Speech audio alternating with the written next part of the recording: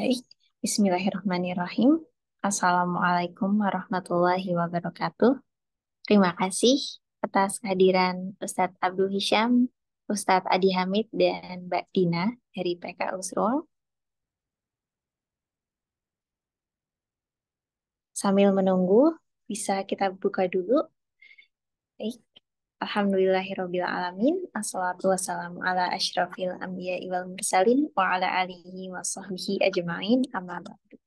Perkenalkan, saya Nadia sebagai moderator kajian Sirah Nabawiyah malam ini yang diselenggarakan oleh Masjid Baitur Rahman PKU Muhammadiyah Serang.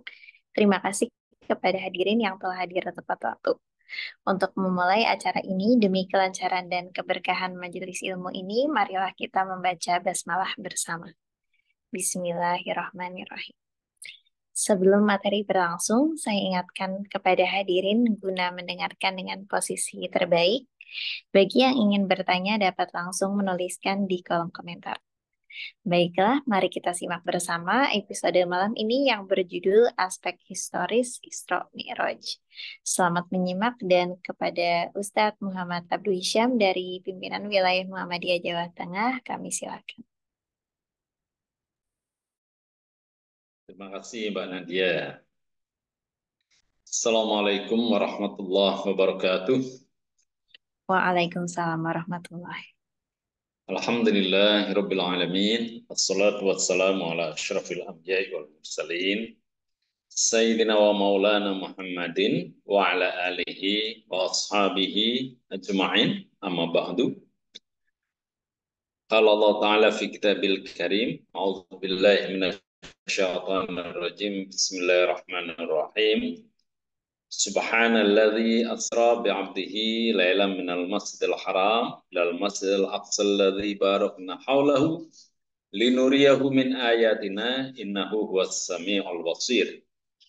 Maha suci Allah yang telah memperjalankan hambanya dan pada suatu malam dari Masjidil Haram ke Masjidil Aqsa yang telah kami berkahi sekelilingnya, agar kami perlihatkan kepadanya sebagian dari tanda-tanda kebesaran kami. Sungguhnya dia adalah maha mendengar lagi maha mengetahui. Terima kasih Mbak Nadia yang telah membuka pengajian pada malam hari ini. Sementara baru berapa orang? Pesertanya 5 orang ya, bersama saya selaku pembicara. Ada Bu Afiatun ya, dari SD Aisyah, saya Insan, Kota Tegal. Selamat datang Bu Afiatun.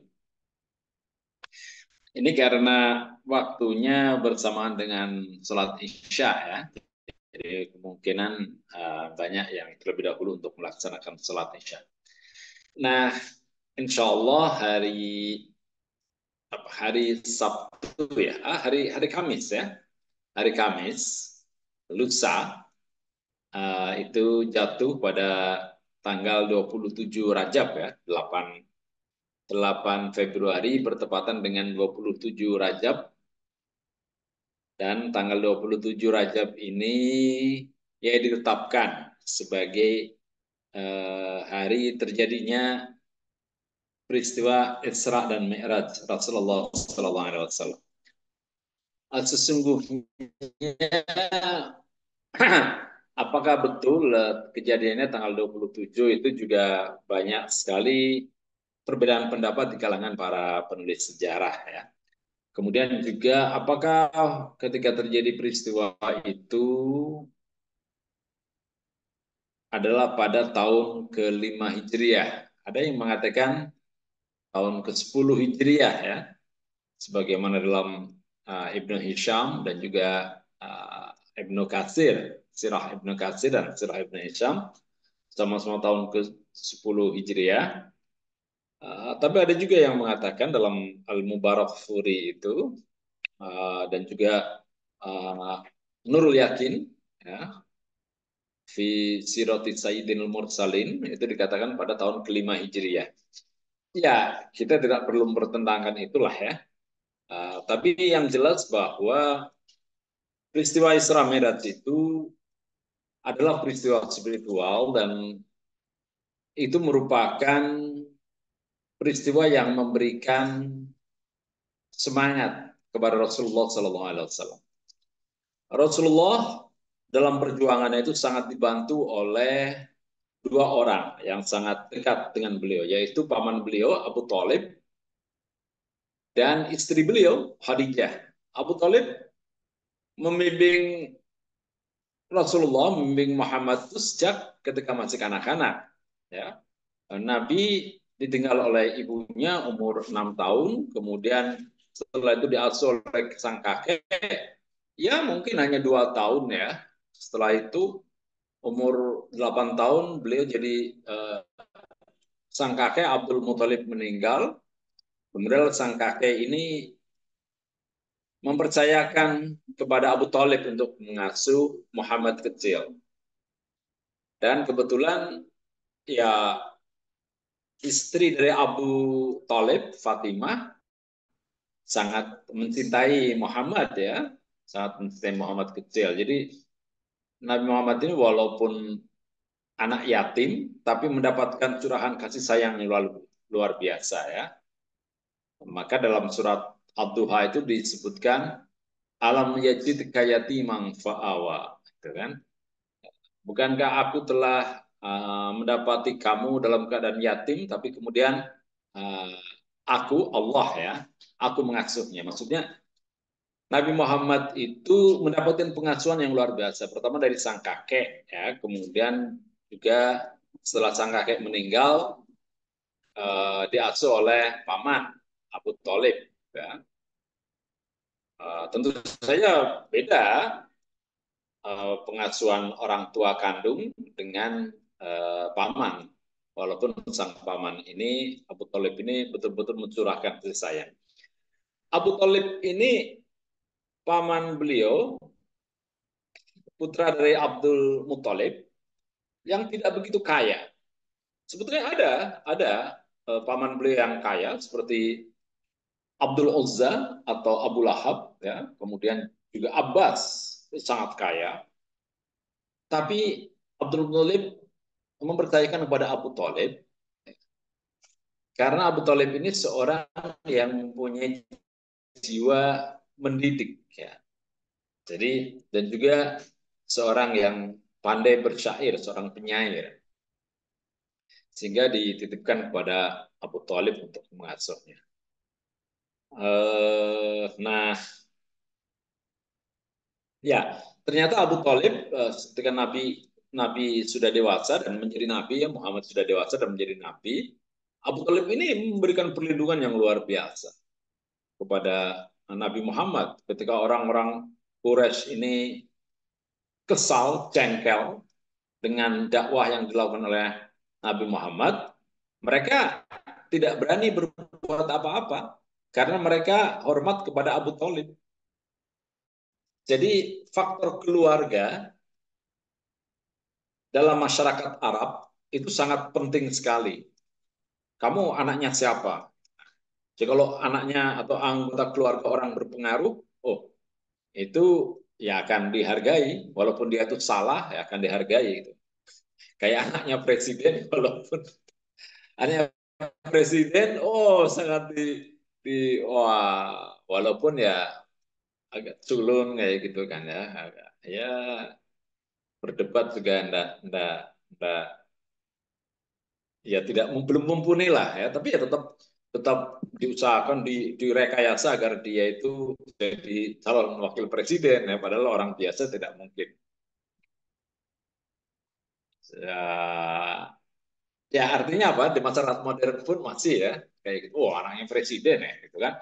Oh cewek-cewek juga mau lah, mau lah menikah dengan anaknya presiden ya, walaupun ya wajahnya sih biasa-biasa aja, kapasitas intelektualnya juga biasa-biasa saja.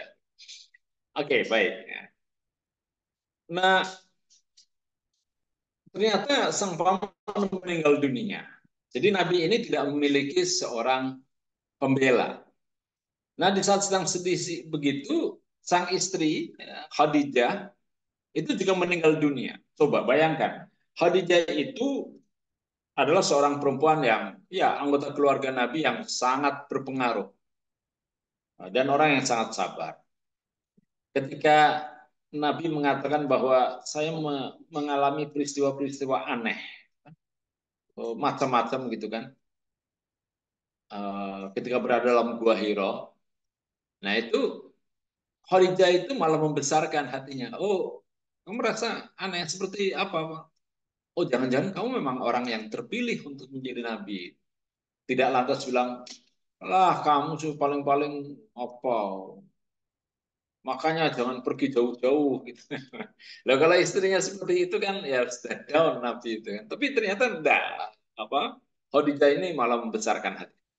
Nah ternyata Khadijah yang berjuang untuk untuk membantu perjuangan Nabi ya, itu akhirnya meninggal juga.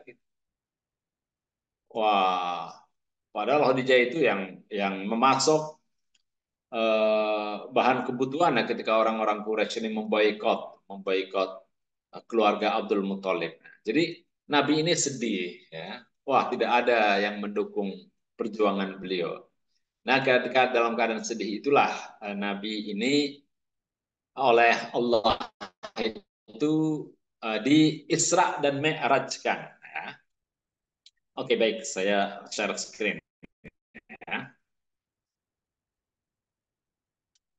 Nah, sebaiknya pakai oke.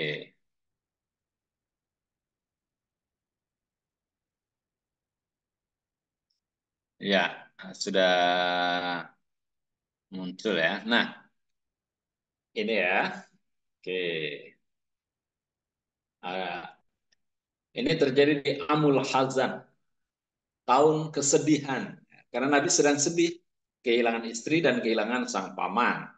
Dan harus kita maknai di sini bahwa Isra dan Mi'raj ini peristiwa spiritual. Ya. Jadi kejadiannya adalah pikiran Nabi, gitu. Kesadaran beliau yang berisra dan bermi'raj. Uh, Walaupun ada riwayat yang mengatakan fisik beliau juga, ya, jadi bisa ke dari Mekah ke Baitul Maqdis dalam waktu satu malam, kemudian ke langit ketujuh, itu kan, kemudian kembali lagi hanya dalam waktu satu malam. Ya bagi Allah segala sesuatunya itu sangat sangat mungkin terjadi. Namun bagi kita manusia ya, yang harus mencerna dengan ya kemampuan akal kita, maka riwayat yang paling memungkinkan adalah sebagaimana yang diriwayatkan oleh Aisyah bahwa yang dilakukan oleh Rasulullah dalam peristiwa Isra maupun Mi'raj itu adalah kesadaran beliau, spiritual, roh beliau yang melakukan Isra dan Mi'raj. Nah, Isra sendiri dalam Al-Quran disebutkan ini ya. Subhanalladzi asra bi'abdihi lailan minal masjidil haram ilal masjidil aqsa alladzi barakna haulahu linuriyahu min ayatina innahu huwas samiul basir. Maha suci Allah yang telah memperjalankan hambanya pada suatu malam hari, pada suatu malam dari Masjidil Haram ke Masjidil Aqsa yang telah kami berkait sekelilingnya agar kami perlihatkan kepadanya sebagian dari tanda kebesaran kami, tanda-tanda kebesaran kami. Sungguhnya dia adalah maha mendengar lagi maha mengetahui. Jadi di sini eh, peristiwa ini adalah untuk memperlihatkan kepada Nabi Muhammad sebagian dari tanda-tanda kekuasaan Allah, kebesaran Allah. Mohon maaf saya minum dulu ya, agak serak. Sebentar.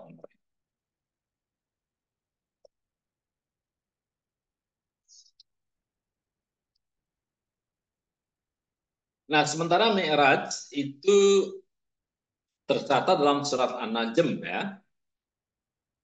Wan najmi idza hawa. Nah,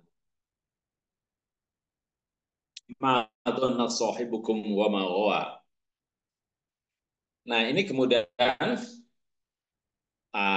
dalam ayat 13 walaqad ra'ahu nazratan akhra 'inda sidratil muntaha 'indaha jannatul ma'wa. Sungguh dia benar-benar telah melihatnya. Melihat siapa? Ada yang mengatakan melihat malaikat Jibril, gitu kan? indah sidratul muntaha, yaitu ketika di sidratul muntaha, indah jannatul ma'wa, di dekatnya ada surga tempat tinggal. Oh, jadi Nabi telah berada di sidrah, langit yang penghabisan, sidrah yang penghabisan. Nah, sidrah ini ada yang mengatakan adalah ya pohon apa? Ada pohon sidr, ya, pohon apa itu? Bidara, pohon bidara. Ada juga yang mengatakan nah, bukan pohon bidara. Sidrah itu adalah simbol ilmu pengetahuan. Jadi adalah bunga lotus teratai, apa hidupnya di atas air dan bercahaya. Jadi sebagaimana pohon terang, pohon yang bercahaya.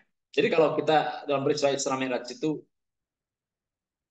memakai pohon terang, gitu kan, nah, itu ya boleh-boleh saja. Ya. Sebagaimana kalau Natal itu orang-orang Nasrani itu pakai pohon terang, gitu kan, pohon yang bercahaya. Jadi itu simbol dari ilmu pengetahuan. Artinya bahwa pada peristiwa Sidra itu Nabi mendapatkan pencerahan yang luar biasa, mendapatkan ilmu pengetahuan yang luar biasa, mendapatkan sidrah, sidrah, ilmu pengetahuan, al-muntaha. Al-muntaha itu the final sidrah, yang paripurna. Jadi kalau sarjana itu sudah S berapa itu ya? Kalau kita paling S3 itu kan. Oh, Nabi udah S. Wah, udah sempurna. Sekalipun beliau itu mendapatkan ilmu yang sangat sempurna, tapi Nabi Muhammad ini orangnya sangat rendah hati, ya, tidak sombong. Beliau bahkan tetap berdoa untuk mendapatkan tambahan ilmu dari Allah. Maka beliau selalu berdoa, Rabbi zidni ilman, warzuqni fahman. Ya Allah, anugerahkan kepadaku, tambahkan kepadaku ilmu pengetahuan dan juga karuniakan kepadaku pemahaman atas ilmu-ilmu tersebut. Ya, kita membaca Al-Quran juga harus disertai dengan bagaimana memahami Al-Quran itu. Termasuk dalam sholat ya, Isra Mi'raj itu yang paling penting itu adalah perintah untuk sholat. Maka kita pun harus tahu bacaan doa-doa pada waktu sholat itu. Jangan sampai kita hanya hafal saja tanpa kita memahami makna dari doa-doa pada waktu sholat tersebut. Maka kita tidak ada fahman, tidak ada pemahaman terhadap doa tersebut. Dan itu mempengaruhi pemaknaan kita terhadap sholat. Nah, termasuk Al-Quran pun harus kita pahami. Ya. Maka Al-Quran itu harus diikra, harus dibaca. Dan membaca itu ya, termasuk dalam membaca itu adalah memahami. To read is to comprehend. Ya. Reading is comprehending, ya, comprehend. Nah, jadi bagaimana kita ini ketika membaca itu berarti harus memahami. Jangan sampai kita hanya membaca saja tanpa memahaminya. Orang membaca Al-Quran itu banyak hanya karena untuk mendapatkan pahala. Nah, kita harus meningkat. Kita harus baca terjemahannya agar kita mendapatkan pemahaman tentang itu. Ada juga yang menghafal Al-Quran. Ya, ya baik-baik saja, tapi menghafal Al-Quran itu harus didahului dengan memahami arti Al-Quran. Maka mereka yang akan menghafal Al-Quran hendaknya harus sudah mempelajari bahasa Arab. Ya, nah, itu akan lebih baik, ya, akan lebih cepat dalam menghafal. Dan tidak perlu harus semua orang itu harus hafal Al-Quran ya. Mereka-mereka yang ingin mempelajari ulumul Quran saja itu yang penting, yang perlu untuk menghafal. Karena menghafal sendiri itu membutuhkan waktu yang luar biasa dan harus murojaah terus ya. Jangan sampai uh, insinyur gitu kan, oh, anak bercita-cita jadi insinyur tapi sibuk dengan menghafal Al-Quran. Akibatnya ya ilmu ilmu teknik yang dia kuasai juga tidak begitu dia kuasai gitu kan ya. Nah, Al-Qur'annya hanya dia hafal tapi tidak dia faham ya. Itu kan repot. Oke, baik ya. Nah, Isra perjalanan malam hari, kemudian Mi'raj itu naikin Nabi ke Sidrah Al-Muntaha. Dan ayat dalam surat Al-Isra itu ada dua masjid yang disebut, yaitu Masjidil Haram yang ada di Mekah dan Masjidil Aqsa yang ada di Baitul Maqdis. Nah, kita lihat, nah ini Masjidil Haram ya. Uh, ya, Masjidil Haram terletak di Mekah, dan ini dalam Al-Quran disebutkan inna awwala baitin wudi'a lin-nas lalladzi bi Bakkah mubarakan wa hudan lil alamin. Sungguhnya rumah ibadah pertama yang dibangun untuk manusia adalah Baitullah yang berada di Bakkah, Bakkah atau Makkah yang diberkati dan menjadi petunjuk bagi seluruh alam. Jadi Mekah ini adalah pusat peribadatan yang pertama kali. Jadi Nabi Adam ya, dalam menurut sebuah hadis ya, hadis qudsi, itu ketika berada di bumi setelah keluar dari sorga, kemudian diperintahkan oleh Allah untuk membangun sebuah ya miniatur rumah Allah. Ya. Dibangun sebuah bangunan, ya, bangunan rumah itu kan kotak ya, di kubus di Mekah sana. Nah, kemudian setelah dibangun, Nabi Adam melaksanakan tawaf, kemudian diikuti oleh putra-putranya, kemudian umat manusia setelah itu. Nah, tapi kemudian uh, diperbaharui oleh Nabi Ibrahim. Maka itulah yang disebut dengan awalu baitin wudi alinas, rumah ibadah pertama yang dibangun untuk manusia. Oke, nah oke ya, ini ada file yang lain ya. Nah, ya, oke. Ada riwayat-riwayat yang mengatakan bahwa sebelum melakukan Isra itu Nabi dibedah dadanya terlebih dahulu, kemudian dicuci oleh malaikat. Ya. Ada juga riwayat bahwa pembedahan dada itu ya ketika masih anak-anak, bukan pada waktu Nabi akan Isra ya. Tapi begini ya, sesungguhnya riwayat pembedahan itu sangat kabur, bahwa ya banyak sekali kisah-kisah ada orang-orang yang dianggap eh, banyak ibadah, kemudian wah, hatinya harus dicuci begitu. Nah ini hanya merupakan kisah-kisah saja. Tapi yang jelas adalah bahwa antara antara Masjidil Aqsa, Masjidil Haram dengan Masjidil Aqsa ini ada kesinambungan. Masjid di Masjid Al-Haram di Mekah itu dulu Nabi Ibrahim, Nabi Adam membangun rumah Allah yang pertama, kemudian juga eh, Nabi Ibrahim, ya, Nabi Ibrahim tinggal di sana, kemudian dilanjutkan oleh Nabi Muhammad. Nah di Baitul Maqdis yang disimbolisasikan dengan Masjidil Aqsa, di sana ada Nabi Musa, sana kan, kemudian juga tempat kelahiran Nabi Isa, Yesus Kristus, dilahirkan di sana pula. Jadi sungguhnya ada kesenambungan agama-agama di sini, ya. Sebagaimana dalam surat At-Tin, "Wat-tin wa zaitun wa turi sinin wa hadzal baladil amin."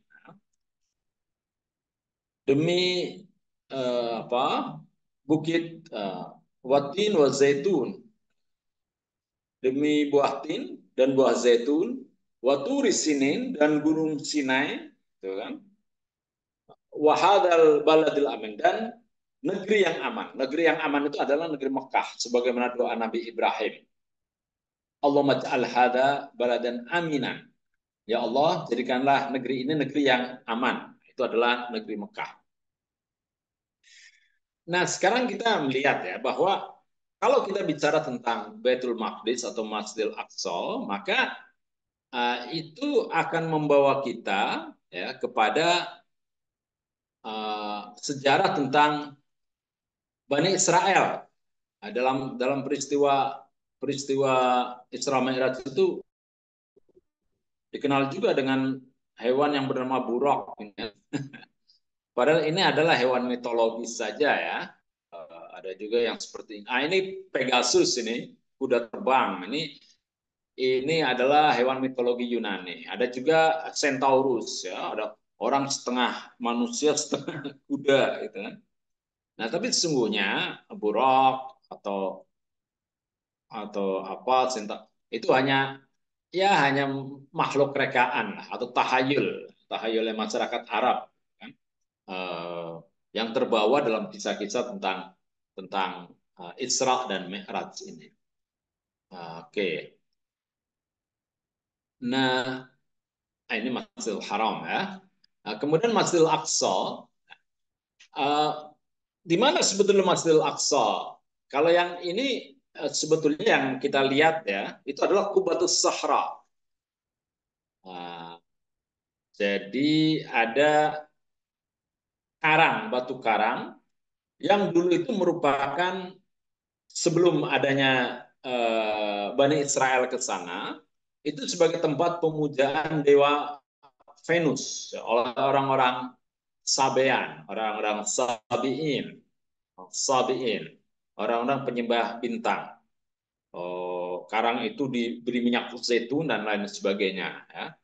Kemudian ketika Bani Israel berkuasa di sana, tempat apa tabut yang sebuah kotak ya, kotak terbuat dari kayu akasia yang di situ ada lempengan-lempengan 10 perintah Allah, kitab Taurat, kemudian juga sebagian dari peninggalan Nabi Musa, kayak tongkatnya Nabi Musa, kemudian ada ya karena ada sandalnya juga itu kan disimpan di situ dalam kotak dan kotak itu diletakkan di atas batu karang yang ada dalam dalam ini Kubatus Sahra ini. Dan disitulah orang-orang Bani Israel itu sholat. Sholatnya itu ya menghadap menghadap tabut itu. Kemudian tabut itu diletakkan di sebuah tabernakel ya, seperti kemah, ya, kemah kecil. Nah, ini adalah Qubatus Sahra. Ya. Ini adalah Baitul Maqdis, kota tua di zaman uh, zaman Nabi Daud dulu itu ya. Ini kota tua. Uh, Sebetulnya Masjid Al-Aqsa itu artinya masjid yang terjauh. Itu adalah masjid yang ada dalam apa ya alam spiritual. Adapun pada zaman Nabi, Masjidil Aqsa sendiri itu tidak ada, ya, tinggal puing-puingnya saja. Masjidil Aqsa yang dibangun oleh Nabi Sulaiman itu tidak ada. Karena yang ada di situ itu tinggal, bahkan yang ada di situ bekas Masjidil Aqsa itu dipenuhi dengan sampah, dengan sampah. Sampah-sampah itu oh, adalah timbunan uh,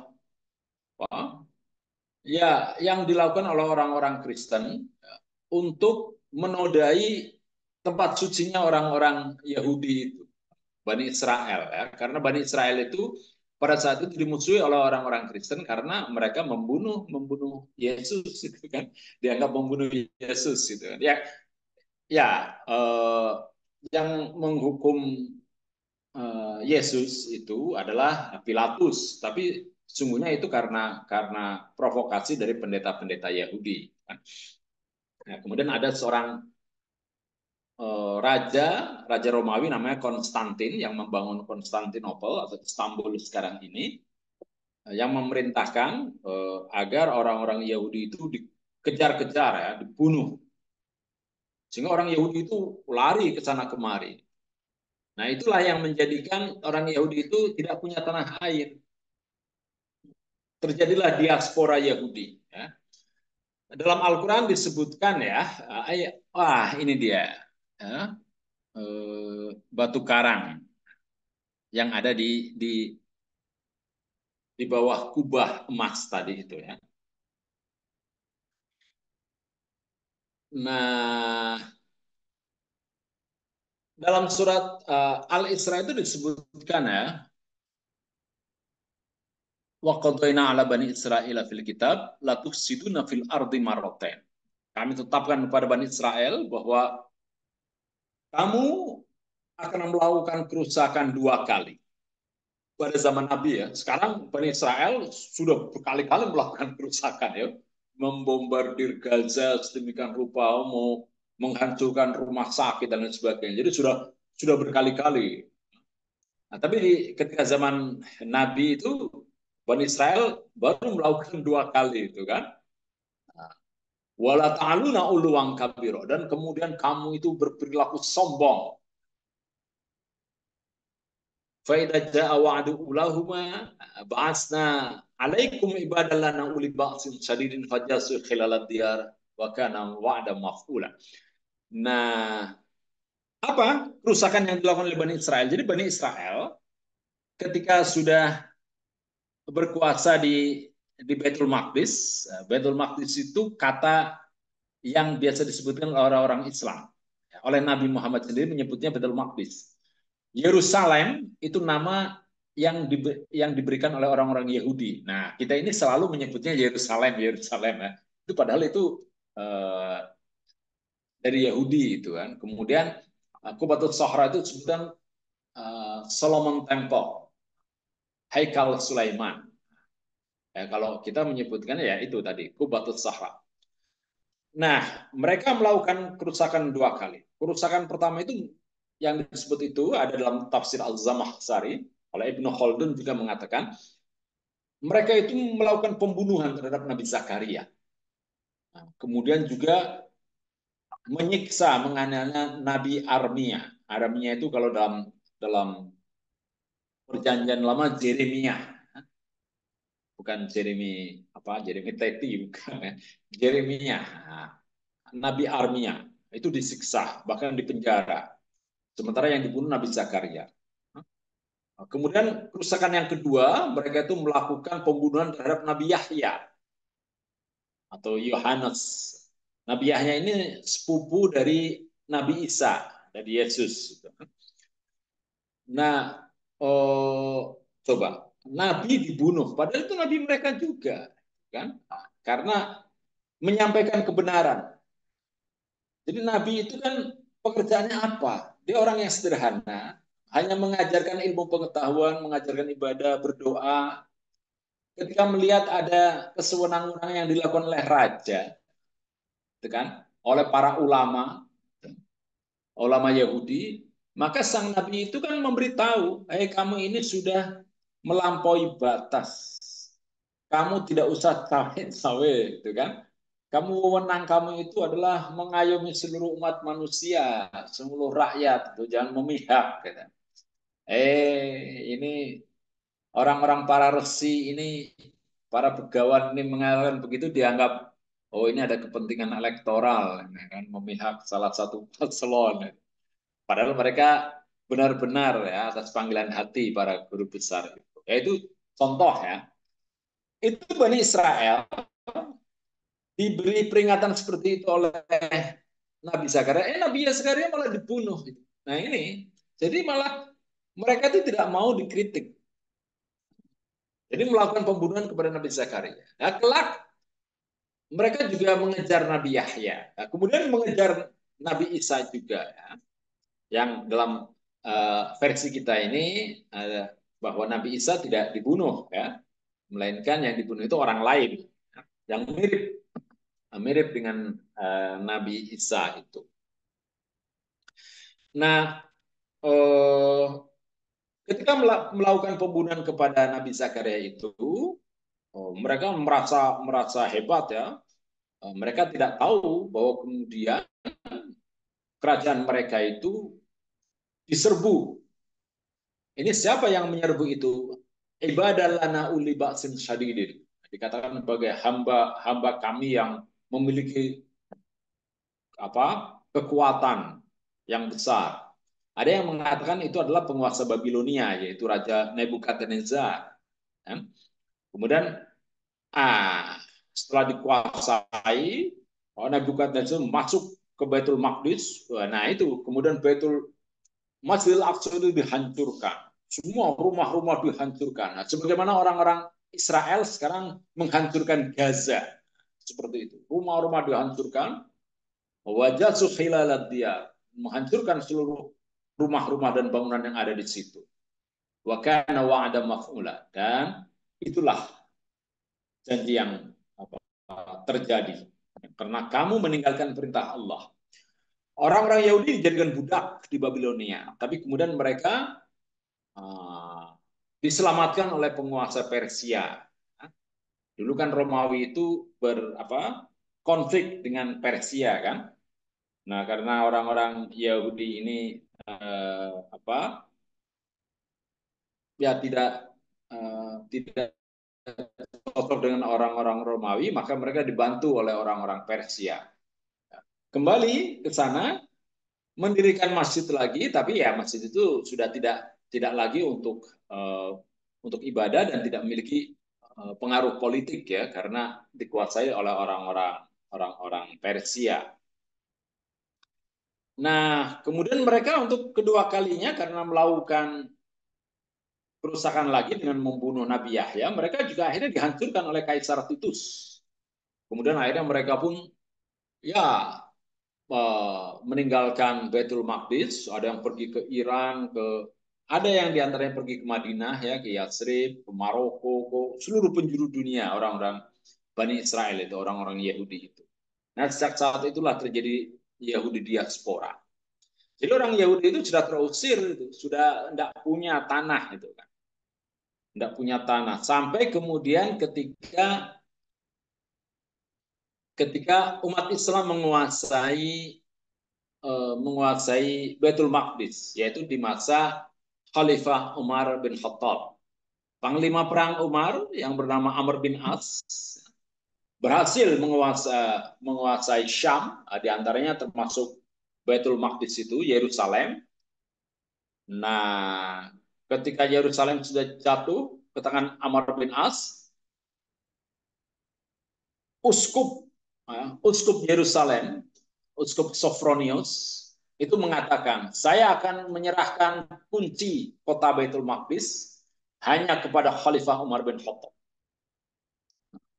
Karena uskup mengatakan begitu, akhirnya Umar bin Khattab dari Madinah berangkat ke Baitul Maqdis, ke Yerusalem, untuk menerima kunci dari sang uskup.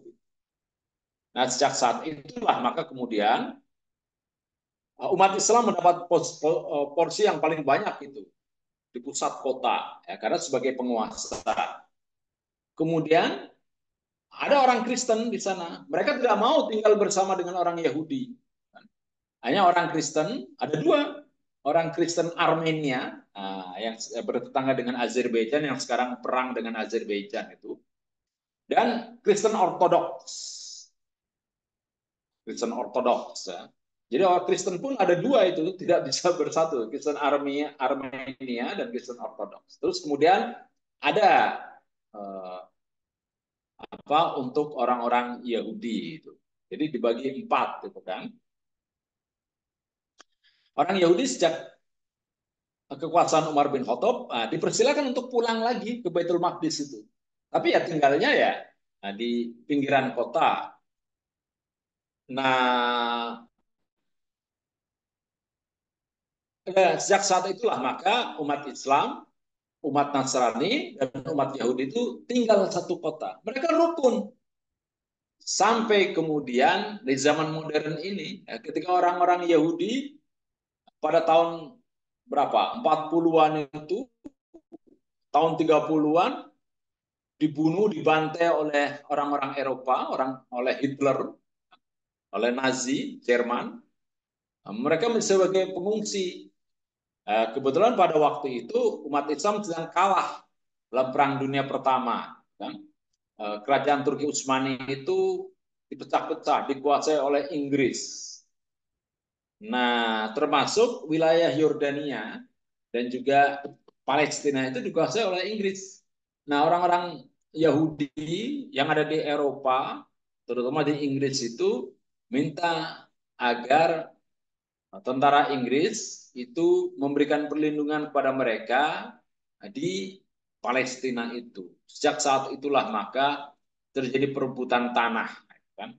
Tanahnya orang-orang Palestina kemudian diduduki oleh orang-orang Yahudi dari Eropa dengan perlindungan orang-orang Inggris. Dan itu terjadi pembantaian yang luar biasa ya oleh orang-orang Yahudi itu, orang-orang Israel itu, terhadap banyak perempuan-perempuan Palestina yang diperkosa gitu kan, wah rumahnya dibakar dan sebagainya. Nah, peristiwa itu disebut peristiwa Dar Yasin. Nah, silakan googling itu di Wikipedia itu ada Dar Yasin, Dar Yasin, gitu kan. Dar Yasin Massacre, pembantaian Dar Yasin. Jadi ada sebuah kampung namanya Dar Yasin. Disitulah terjadi kebrutalan orang-orang Israel pada tahun 48. Jadi kalau kita bicara tentang kemanusiaan, jangan lupakan peristiwa dari Yasin, jangan lupakan peristiwa Gaza, juga jangan lupakan peristiwa Sabra dan Shatila. Ada yang mengatakan jangan lupakan Auschwitz. Auschwitz itu adalah tempat di mana orang-orang Yahudi itu dibunuh oleh Hitler. Ya, tapi mengapa orang-orang Yahudi itu kemudian berperilaku seperti Hitler, membunuh orang-orang para pengungsi Palestina di Sabra dan Shatila, 1.000 orang lebih itu dibunuh di pengungsian. Jadi perilaku orang-orang Israel itu, padahal mereka pada awalnya itu diberi kesempatan oleh Umar bin Khattab untuk kembali ke Yerusalem, tapi sekarang mereka malah mengusir orang-orang Islam dan juga orang-orang Arab yang Kristen, orang-orang Palestina asli itu, keluar dari Palestina. Jadi ibaratnya air susu dibalas dengan air tuba. Ya. Jam berapa nih? Oh, jam 20:11 ya. Nah, disinilah ya. Maka ketika kita sehari-hari ini kita melihat di berita tentang pendudukan Israel terhadap orang-orang Gaza, itu adalah sebuah kolonisasi, sebuah penjajahan, penindasan, betul. Dalam perang tidak ada musuh yang menghancurkan rumah sakit. Rumah sakit itu tidak boleh dihancurkan. Sekolah itu tidak boleh dihancurkan. Nah, ini orang-orang Israel itu bertindak sangat brutal. Membom rumah sakit. Itu, wah, tindakan apa itu kan. Tapi seluruh dunia itu ya karena orang-orang Yahudi itu menguasai media gitu kan, mereka bisa membalikkan fakta. Dan sekarang yang orang-orang tentara Israel itu bukan hanya nembakin orang-orang tentara Hamas itu kan, tapi juga para intelektual dari Palestina itu dibunuh mereka itu, ditembak. Apa psikolog itu kan, pengacara, penyair ya, penyanyi itu kan itu dibunuh. Pokoknya biar tidak ada orang yang menulis tentang Palestina. Tidak ada orang yang membela tentang Palestina. Jadi orang-orang yang pandai itu sedang akan dihabisi oleh Israel. Dan itu sebuah kejahatan yang luar biasa. Nah, mari kita kembali kepada peristiwa Isra Mi'raj itu ya. Bahwa ketika Nabi Mi'raj itu, di sana disebutkan bahwa Nabi itu mengimami sholat. Dan makmumnya itu para nabi, termasuk Nabi Ibrahim, di Adam juga. Artinya apa? Bahwa semestinya agama kita itulah yang menjadi wasatan. Jadi keunggulan agama kita ini atas agama-agama yang lain. Itu simbolisasikannya itu pada kedudukan Nabi sebagai imam dari para nabi. Nah, jadi kita ini penting ya, umat Islam ini, di samping kita itu meyakini bahwa agama kita ini yang paling benar, ya, kita juga harus memposisikan kehidupan kita umat Islam itu juga menjadi kehidupan yang baik. Maka umat Islam itu harus berpengetahuan, harus bastotan fil ilmi wal jism. Termasuk memilih pemimpin juga jangan yang sakit-sakitan gitu kan, baru berdebat kemudian sudah lumpuh, sudah untuk jalan aja sulit gitu. Itu enggak, wah pemimpin apa gitu. seorang pemimpin itu harus bisa maraton, bastatan fil ilmi wal jism, badannya juga sehat. Maka uh, umat Islam itu harus ya itu tadi as-sholah wa zakah. Sholat itu adalah untuk kepentingan spiritual, zakat itu adalah ekonomi. Maka ekonomi umat Islam itu harus kuat. Kalau ekonomi umat Islam itu kuat, agama Islam sendiri itu akan menjadi kuat. Nah, jadi bagaimana caranya kita ini agar umat Islam ini banyak yang menjadi pelaku-pelaku bisnis. Ya. Kita lihat orang-orang Yahudi itu banyak memegang bisnis di seluruh dunia itu hampir dipegang oleh mereka. Facebook itu Mark Zuckerberg orang Yahudi, Google itu orang Yahudi. Nah, kita ketinggalan. Tapi bukannya tidak mungkin ya kita mulai. Maka ayo didik anak-anak kita dengan sebaik-baiknya atau kita juga mendidik diri kita banyak membaca dengan banyak membaca, kemudian juga bagaimana memperkuat ekonomi kita ini. Kita diingatkan itu jangan seperti umat Islam yang ada di Singapura. Singapura itu tadinya umat Islam itu bangsa Melayu, Tamasek. Singapura itu tadinya adalah Tumasek. Nah, karena dulu dikuasai oleh Inggris dan Inggris kemudian mendatangkan pedagang-pedagang dari Cina. Nah, para pedagang Cina itu sekarang yang pegang kekuasaan karena mereka juga terjun di bidang politik. Nah, di Indonesia ini bisa saja kaum Melayu ini, orang pribumi ini bisa akhirnya seperti di Singapura itu tidak berperan lagi di bidang politik kenegaraan karena dikuasai oleh orang lain, orang-orang Cina umpamanya ya. Mereka tadinya hanya menguasai ekonomi, sekarang menguasai politik juga. Akhirnya bukannya saya membenci orang Cina, oh tidak ya, banyak teman-teman saya yang orang-orang Cina, orang-orang Tionghoa, tapi kita harus juga bangkit di bidang ekonomi dan juga di bidang politik. Ini yang sangat penting ya. Maka jangan keliru kita milih pemimpin. Pemimpin itu ya harus yang pandai, yang punya sopan santun dalam berdebat, yang pencalonannya itu tidak melanggar akhlak, tidak melanggar etika, tidak melanggar konstitusi, tidak melanggar undang-undang gitu. Loh, kita kan harus berpegang pada undang-undang dasar 45 dan Pancasila. Loh, ini ada calon presiden dan wakil presiden yang melanggar konstitusi, kok bisa lolos? Itu sebuah penghinaan kepada nalar masyarakat Indonesia, penghinaan kepada akal sehat, kata Rocky Gerung. Saya kira itu saja dulu ya, kita perdalam dengan diskusi ini. Ya banyak ini ya, banyak yang tidak saya sebutnya, banyak sekali ya poin-poinnya, tapi terlalu banyak ini saya bikin poin PowerPoint ya. Tapi ya bisa kita kita bahas di lain waktu ya. Terima kasih Mbak Nadia.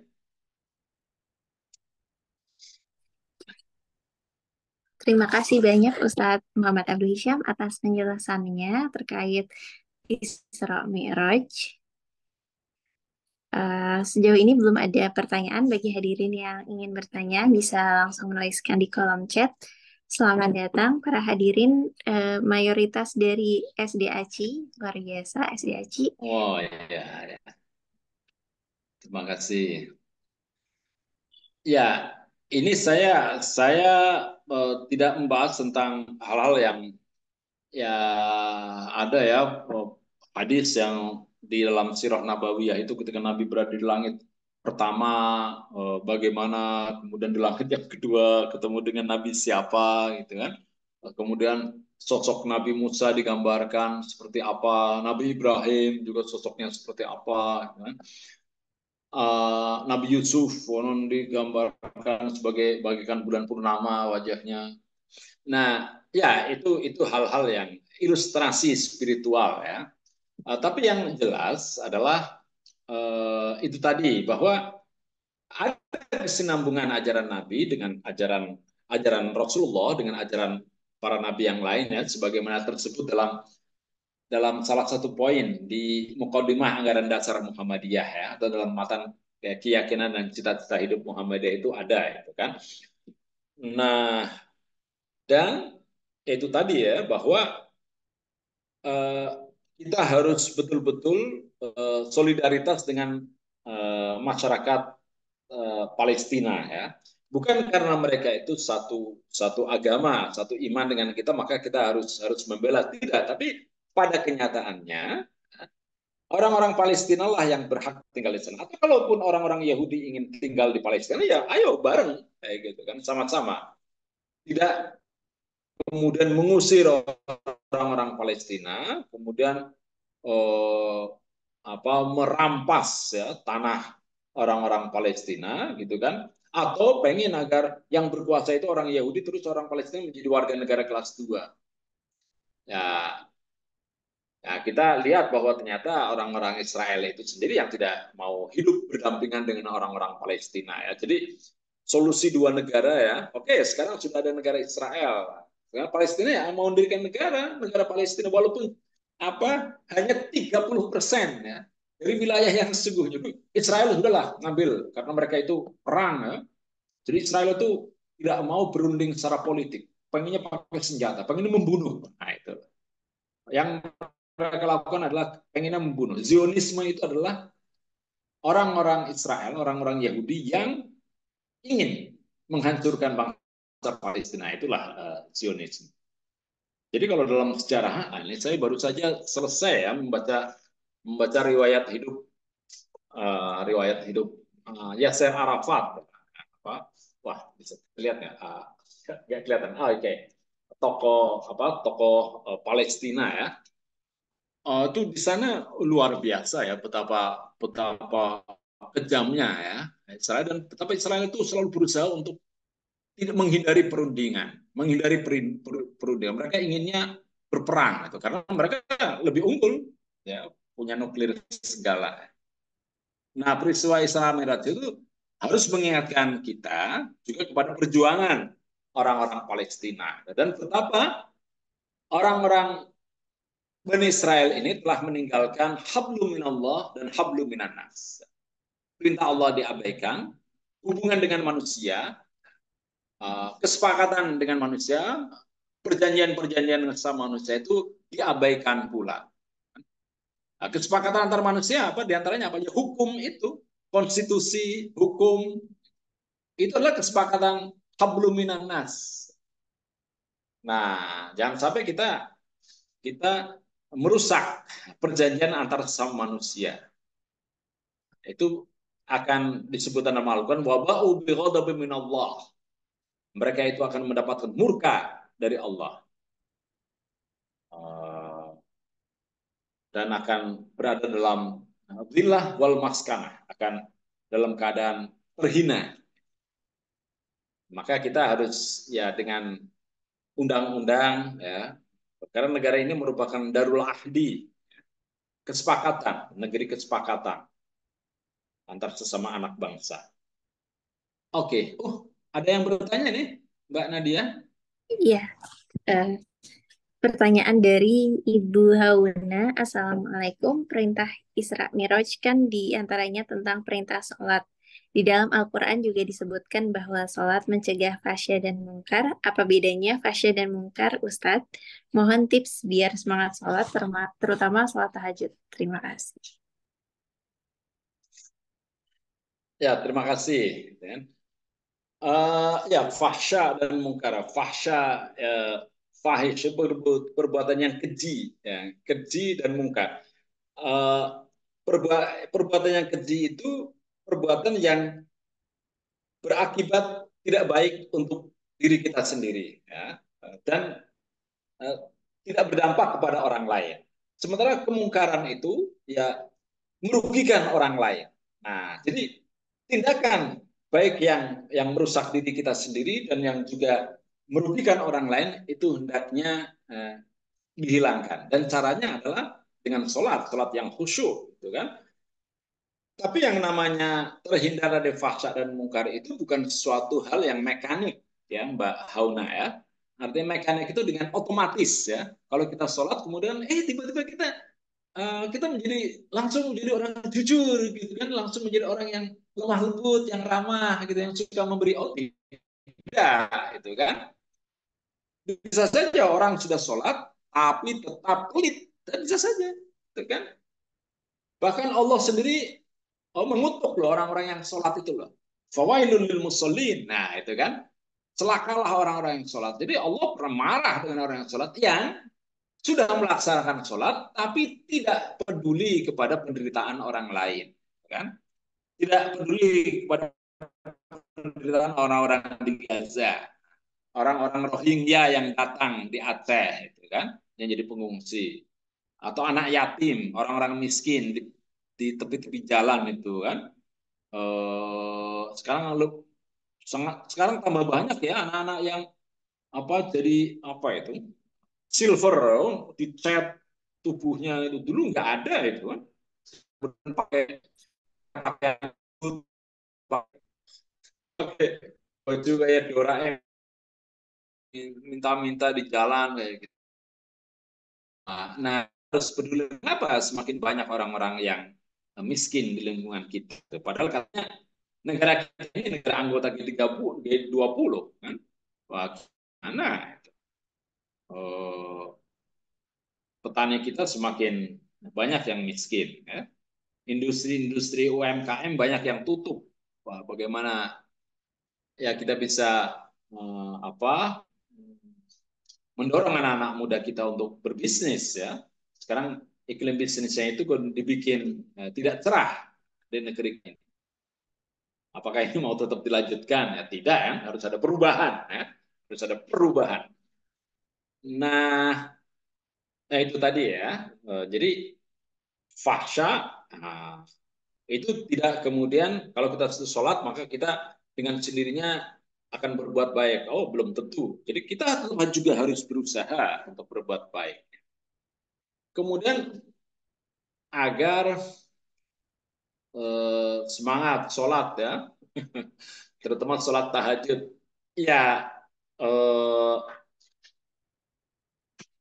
ini memang ya butuh pembiasaan ya, pembiasaan. Jadi ya pakai apalah, pakai pakai alarm ya, atau sama-sama ya sekeluarga gitu kan ya, atau ketika bangun untuk sholat tahajud, ayo ada teh, sudah ada teh di situ, ada pisang goreng, ada roti bakar gitu kan. Nah, jadi dibikin bagaimana agar jam 3 malam itu, jam setengah 4 itu sudah ada makanan yang menyenangkan buat keluarga gitu sehingga mereka ya sangat ini ya ngantuk ya. Dan itu bukan hanya orang-orang yang baru belajar sholat ya, orang yang sudah ustadz pun ya karena ini apa berat juga untuk melakukan sholat malam gitu kan.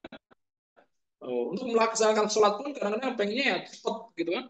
Pokoknya surat al-ikhlas lah gitu kan biar cepet kan. Surat paling favorit gitu kan.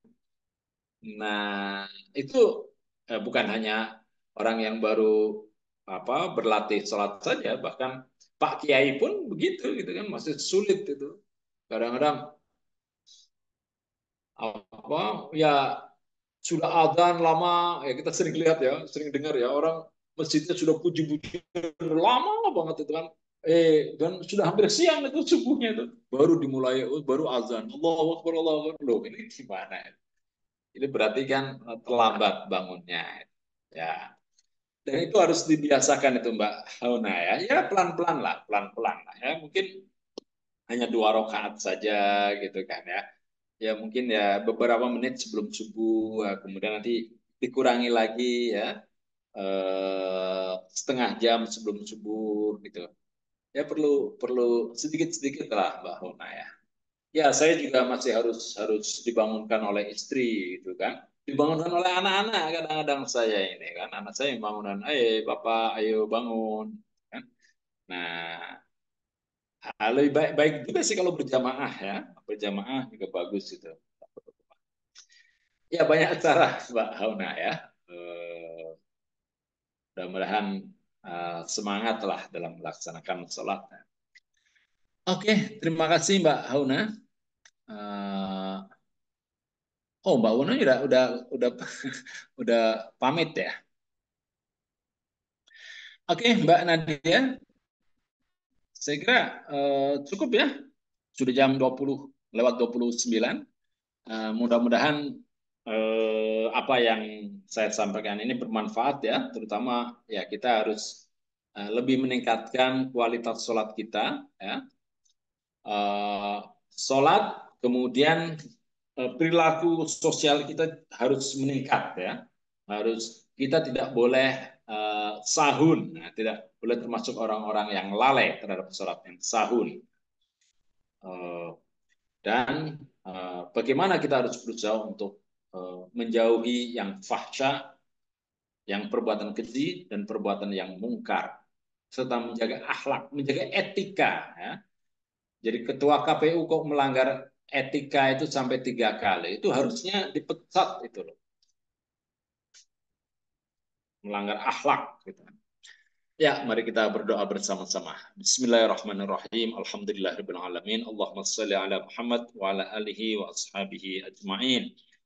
اللهم اجعل هذا بلدا آمنا وارزق أهله من الثمرات من آمن منهم بالله واليوم الآخر اللهم ول علينا خيارنا ولا تول علينا شرارنا اللهم رب أدخلنا مدخل صدق وأخرجنا مخرج صدق واجعل لنا من لدنك سلطانا نصيرا ربنا هب لنا من أزواجنا وذرياتنا قرة أعين واجعلنا للمتقين إماما ربنا آتنا في الدنيا حسنة وفي الآخرة حسنة وقنا عذاب النار والحمد لله رب العالمين والسلام عليكم ورحمة الله وبركاته. Waalaikumsalam warahmatullahi wabarakatuh. Alhamdulillah atas kelancaran kajian malam ini yang berisi penjelasan yang mencerahkan dan pertanyaan yang menarik. Semoga kajian ini dapat meningkatkan ketakwaan dan kecintaan kita kepada Rasulullah. Bagi hadirin yang tidak mendengarkan dari awal atau membutuhkan materi untuk dipelajari kembali, dapat menonton ulang kajian ini melalui kanal YouTube PK Usron. Terima kasih atas kehadiran hadirin serta kesediaan Ustadz Muhammad Abdul Hisham. Terima kasih banyak. Wassalamualaikum warahmatullahi wabarakatuh. Waalaikumsalam warahmatullahi wabarakatuh.